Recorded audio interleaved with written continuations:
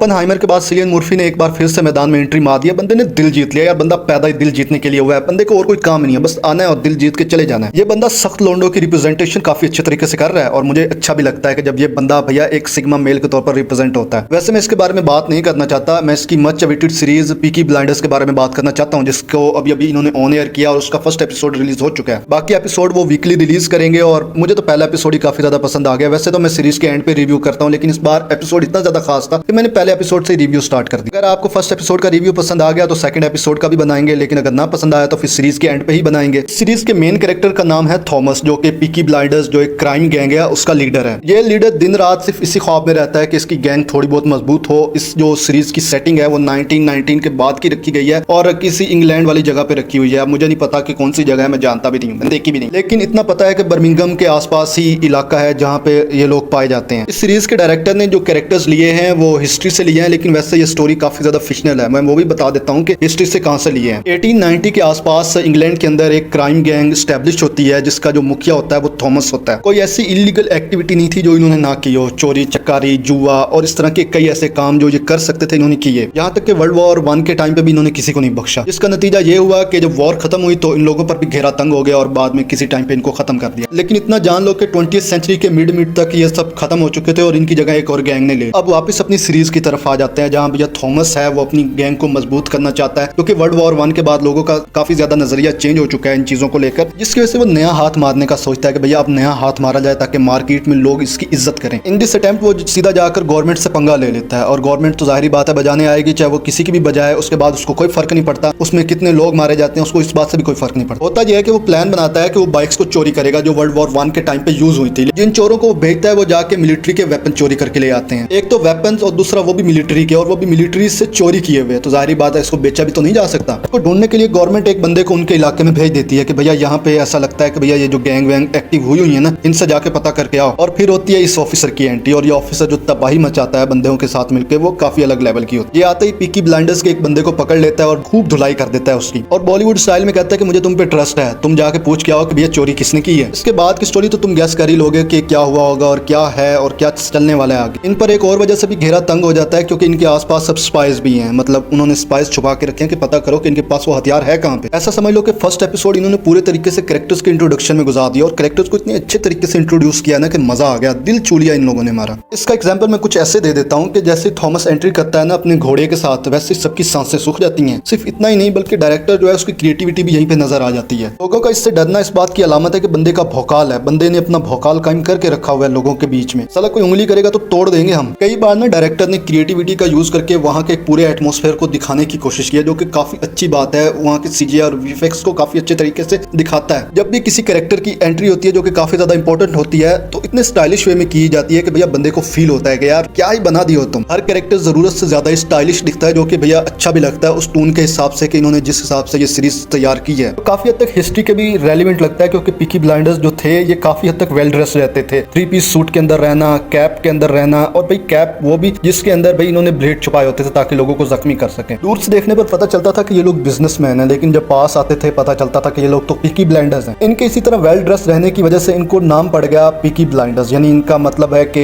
किसी तरह के फैशनेबल गैंगस्टर्स। एक तो चोरी करो, ऊपर से ढीठ बन के दुनिया के सामने घूमो कि भैया देखो मैं चोर हूं, तो क्या कर लोगे तुम, जो उखाड़ सकते हो उखाड़ लो। डायरेक्टर ने बार बार ऐसे एंगल से शूट किया ना, ऐसा महसूस होता है कि यार बंदे ने भाई पीएचडी करो किया डायरेक्शन में। अगर कोई कैरेक्टर का इंट्रोडक्शन दे रहा होगा तो पहले उसकी बैक से दिखाएगा, फिर उसके साइड से दिखाएगा, फिर उसके जब वो आएगा अपेयर होगा स्क्रीन के सामने तो बिल्कुल ब्लर करके दोबारा उसको ओपनली दिखाएगा कि भैया देखो इतना खूबसूरत चेहरा, इतना अच्छे तरीके से हमने मेंटेन करके तुम्हें दिखाया ये बंदा। मुझे एपिसोड 1 काफी ज्यादा पसंद आया। बाकी तुम्हारी इस बारे में क्या ओपिनियंस है, अपनी ओपिनियन कमेंट सेक्शन में दे सकते हो। अगर नहीं भी दोगे तो क्या ही उखाड़ लूंगा तुम्हारा, लेकिन हाँ चैनल को सब्सक्राइब कर देना, वीडियो को लाइक कर देना और शेयर कर देना। हो सकता है कि इसी की वजह से मैं काफी ज्यादा मोटिवेट हो जाऊं और इसके अगले एपिसोड पर वीडियो बनाऊं। वैसे अगर आपने अभी तक विलेन ज़ाद नोटबोन का एपिसोड 4 नहीं देखा तो वो भी काइंडली जाकर रिव्यू करो, काफी मजा आएगा आपको ये देखने के बाद। अगर मजा ना भी आया तो क्या ही उखाड़ लोगे तुम हमारा।